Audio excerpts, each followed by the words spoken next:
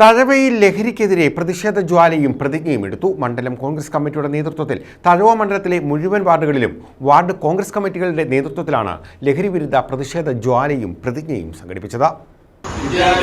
മയക്കുമരുന്നിന്റെ ഏറ്റവും വലിയ വിപണിയും വിദ്യാർത്ഥികൾ നിരന്തര ഉപഭോക്താക്കളുമായി മാറുന്ന ദയനീയ സാഹചര്യം എന്നെ ഏറെ ആശങ്കപ്പെടുത്തുന്നു.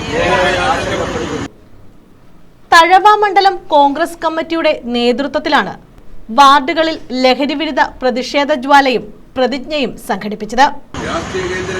രാഷ്ട്രീയ കേന്ദ്രങ്ങളും അധികാര സ്ഥാപനങ്ങളും മയക്കുമരുന്ന് മാഫിയയ്ക്ക് മറയാകുന്ന ലജ്ജാകരമായ അവസ്ഥയും ആശങ്കയോടെയാണ് ഞാൻ കേൾക്കുന്നത്. രാജ്യത്തിന്റെ വിലമതിക്കാനാവാത്ത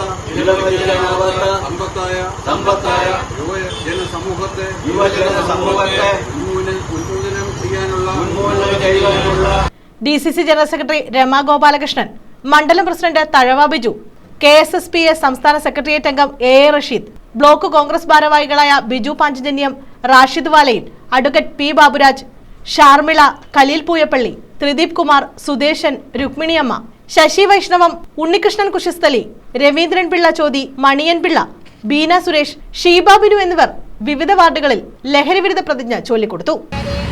വിദ്യാലയങ്ങൾ മയക്കുമരുന്നിന്റെ ഏറ്റവും വലിയ വിപണിയും വിദ്യാർത്ഥികൾ നിരന്തരം ഉപഭോക്താക്കളുമായി മാറുന്ന ദയനീയ സാഹചര്യം എന്നെ ഏറെ ആശങ്കപ്പെടുത്തുന്നു. വാർഡ് കോൺഗ്രസ് കമ്മിറ്റി പ്രസിഡന്റുമാർ അധ്യക്ഷത വഹിച്ചു. News bureau, Thazhava.